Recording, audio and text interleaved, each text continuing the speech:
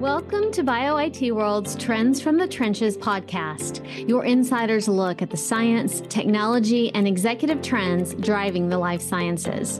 I'm Allison Proffitt, editor of BioIT World.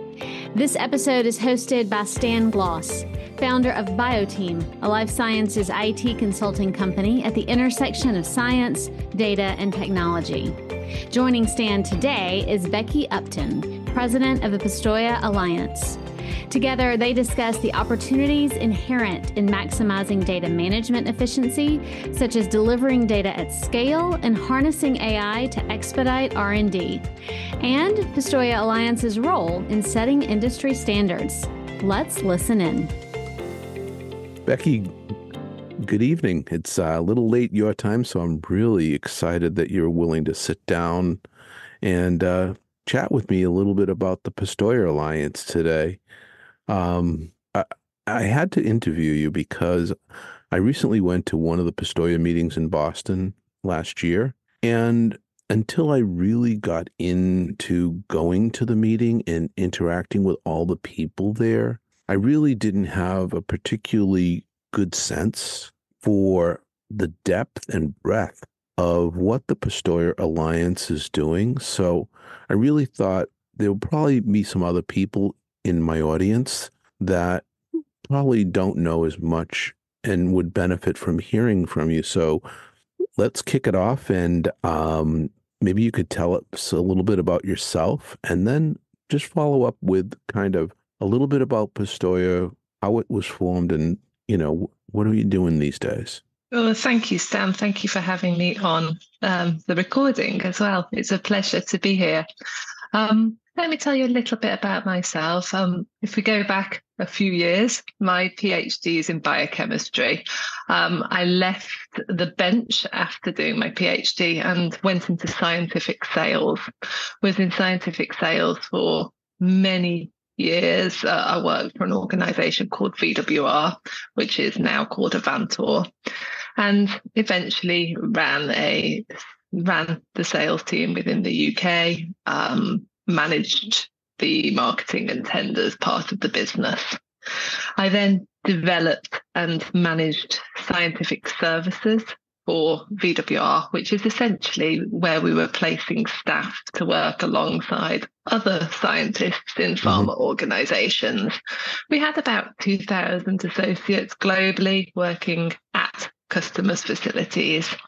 I left in about 2017 and worked for a kind of an equipment manufacturer / CRO, and we were doing toxicology and ADME testing, which is actually quite pertinent because one of the topics that we're talking about at the moment in Pistoia Alliance is reduction of animals and alternatives to animals, such as in vitro models instead of in vivo models.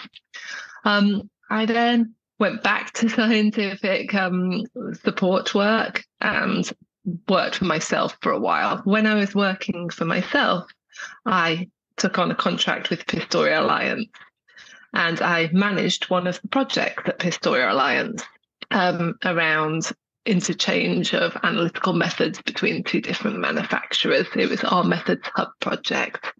And I was working on that for a while, and then I started to manage all of the projects for the Alliance. And then eventually, 18 months ago, I was asked if I would like to apply for the position of president, which I did. And for the last 18 months, I've been in that role. I actually was involved in Pistoia Alliance even before working for them, because VWR Avantor were a member at the time. So I had the experience of the community, and I was part of a Lab of the Future community 6-7 years ago, and that was very enlightening to get some thought leadership and discussions going when I was on the vendor side of the fence. Yeah, tell us a little bit about Pistoia Alliance. A little short history of where it has started and where it's going. Yeah, certainly. So Pistoia Alliance, we're a not-for-profit organization, and Sergio Rothstein I'm quoting him here, says that we were doing pre-competitive collaboration before pre-competitive collaboration was cool. We were essentially incorporated in 2008. So that makes us 16 years old this year. And we were incorporated after representatives from AstraZeneca, GSK, Novartis, and Pfizer met at a conference in Pistoia in Italy, hence the name Pistoia Alliance. Those representatives were sharing information about data interchange, some of the problems that they were having around data and standards. And they thought by actually collaborating together, they may be able to solve some of the common problems. So they decided to form an alliance, and we were incorporated in the US as a 501c6 with the mission to look at lowering the barriers to innovation through pre-competitive collaboration. And we continue to do that today, but we are not just 4 members any longer. We're over 200 members, and those members are both individuals, other not-for-profit organisations, patient representative groups, vendors, and the pharma industry themselves. So we have got a number of projects that we run, but I can talk to you about those shortly. Yeah. So maybe you could talk to us a little. You mentioned pre-competitive. It's obvious. We think we understand the value of what pre-competitive work is about, but you do this pre-competitive work for a living, and maybe you could tell us a little bit about pre-competitive and the values that you've seen by actually doing work pre-competitively. Yeah, essentially what we say to our members is, if you're working together, you're sharing the cost, the burden of the cost of doing a project. So that's one advantage. But secondly, if you've got a problem in your organisation and you're wanting to solve it, and there's another problem in another organisation they're wanting to solve the same problem, by collaborating together to solve that problem, people can very leverage each other's ideas. So there's essentially more brains on the same topic. Mm-hmm. You're sharing the cost of solving that problem, and you're actually working in a community, so you get to learn from one another. I think one of those intangible benefits is making those connections. And actually, I've seen that there's lots of friendships that form out of some of the projects that we run. It's interesting, Stan, we've always said in Pistoia Alliance, I think it's an old Persian saying that if you want to go fast, go alone. But if you want to go far, go together. And it's around really going further together. That's great. One of the areas that we hear our people in the industry struggling with these days is the deluge of data and people drowning in their data. Maybe we could talk a little bit about data, because if we can't manage it, it's really hard to really speed up discovery and get new solutions to market. So what's Pistoia doing about data? Yes, it's really great point. I think that the deluge of data is coming because our technologies are improving, our experiments are miniaturizing, so we're getting more data out of singular sample points. And we've got a lot more tools to be able to use. People are churning out gigabytes of data per day, but having all of that data, it's no use having it unless you're able to interpret it. So being able to interpret the data needs the data to be able to be managed, maintained, and consumed easily. One of our strategic priorities, we have 4. One of those is delivering data at scale. Another strategic priority is actually about harnessing AI to expedite R&D. But of course, you can't have one without the other. To be able to feed some of the tools like large language models, generative AI, machine learning, you've got to make sure that the data is in order. And let's go back to FAIR principles, which are findable, accessible, interoperable, and reusable. We have a community, a FAIR community within Pistoia Alliance, which is basically the foundation of organizing your data. So with these initiatives, when I was struck by sitting in the audience listening to the presentations of different actual projects that were being presented around these topics. So it's not just talk about these are a good idea. There's actual product and code bases and things that the Pistoia Alliance and their members are actually working on. Maybe you could get a little specific with us on a couple of those specific initiatives that do and are aligned with your mission. Yeah, of course. I think if I look to categorize the stuff that we have under the theme of delivering data-driven value at scale, we have a group of projects around ontologies. We have a group of projects around data enrichment. And we have a group of projects around how do we integrate and manage that data.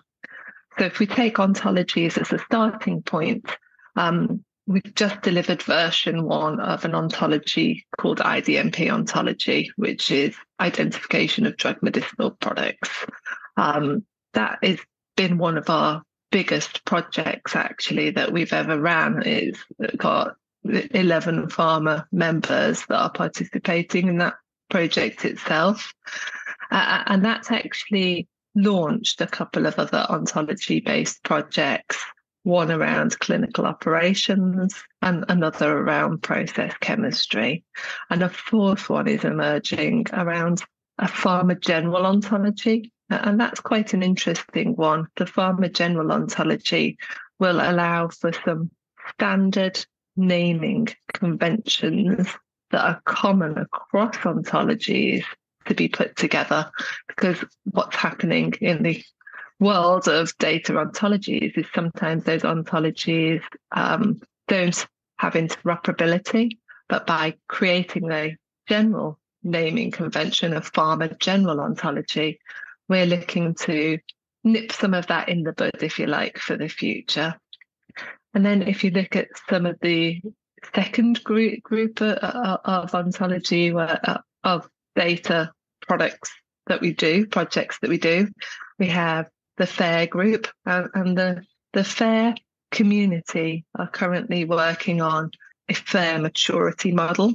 So that will allow organizations to see where they are in the FAIR journey. So how fair is their data and how can they then plot a path to make their data more fair, and also a return on investment calculator.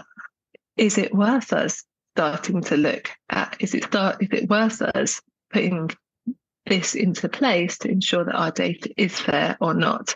So we've got a lot of actual tangible products going on. And I often make this point, Stan, about the Pistoia Alliance. It's not just about talking about the problems that we're having. It's actually bringing people together to solve some of those problems, to really act upon them and see where we can go. And I would say just another important point is it's not us that is making the projects up. It's not the Pistoia Alliance associates that is doing that. All of our ideas are coming from our members. Our members come to us with those ideas and those problems that they're having in their own organizations, and they suggest that they may want to work with others to solve those problems. And it's our job in the Alliance to see if other members are interested. Other members may want to participate to solve that project, and we put that together and facilitate it. So I think it's really important to make sure that these are real problems that are coming from the membership and being brought to us. Yeah, so one of the things that I was struck by was that you not only develop the initial part of a solution, but you and the members together have actually put together teams so that it's not just like some open source thing that just comes out.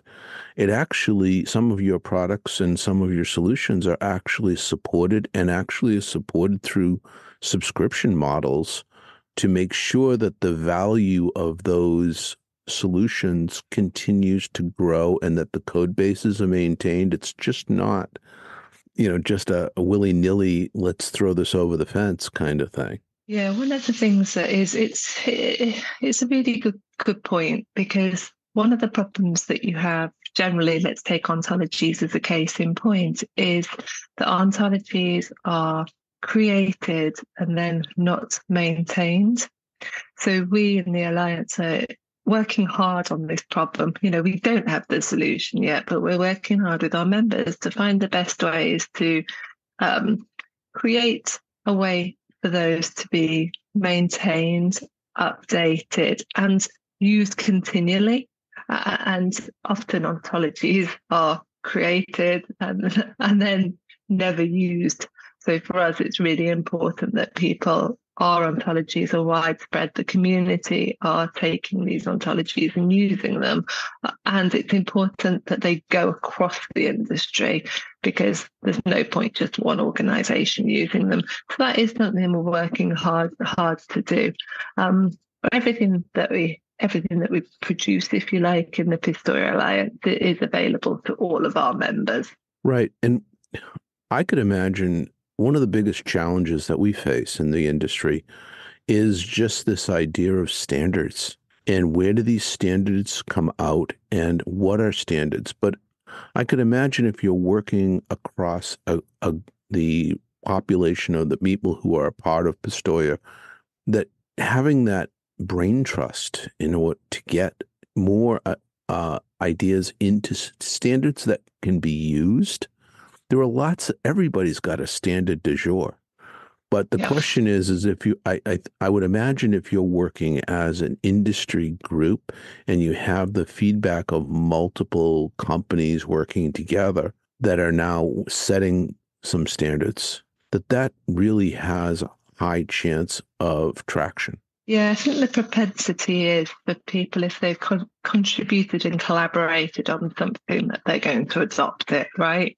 So it's important when we start our projects, we try to ensure that there is a broad group of people that are working on each of the projects that we work on together. So I think what we try to do is ensure that a broad group of people are working on those things together so that people then adopt them. But Pistoia Alliance is not just about standards or ontologies. Sometimes it's simply about creating best practice guides or creating a maturity model or creating actually a collaborative paper. People often are working on papers together in the Alliance. We've had over 35 publications in peer-reviewed journals in the Alliance, and actually 2 BioIT awards in the past. Well, that's fantastic. So, I think I want to kind of wrap up our conversation with understanding, from where you sit, if you were looking at your crystal ball for where is the Pistoia Alliance going in the future? What do you see in that crystal ball? It's a brilliant question. Essentially, what we do is we follow our members. So whatever is a hot topic for our members is what we want to work on. Saying that, we've laid out our strategic priorities: data, AI, real-world data, real-world evidence, and sustainability. Sustainability, not just from a green perspective, but also from a people perspective. How do we make sure that we're retaining talent in our organizations? So we want to continue to work within those strategic priorities for the next 18 months, 2 years. However, if somebody brings us a project that doesn't exactly fit to those priorities, but is a problem across our member base, of course, we'll look at that and help to support our members. If I was to predict where we were going, I think that the new technologies. I mean, you can't go to a conference without people talking about AI at the moment. And that is such an intriguing yet and fascinating tool that I think we can continue to make inroads with into that drug discovery process. I also do have a caution that we have to make sure that all of the tools that we're using and the data that we're using and the digital transformations that everybody is on, we have to ensure that we're respecting the fact that we're dealing with people, and change management is such an important piece in all of this. And one of the things that we're doing in a couple of weeks actually is having a discussion around how do we bring change management into digital transformation? How do we make sure that we bring the people on the journey as well as the tools?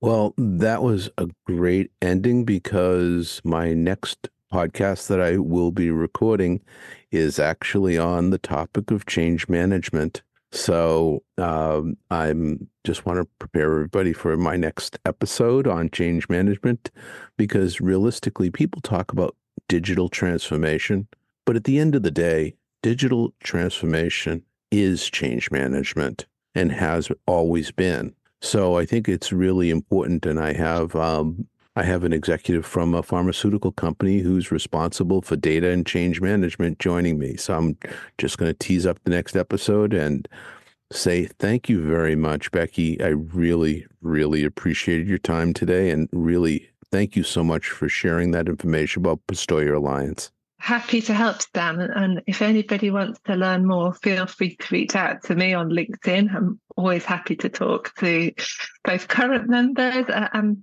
future potential members as well. All right. Cheers. And now time for your birthday cake.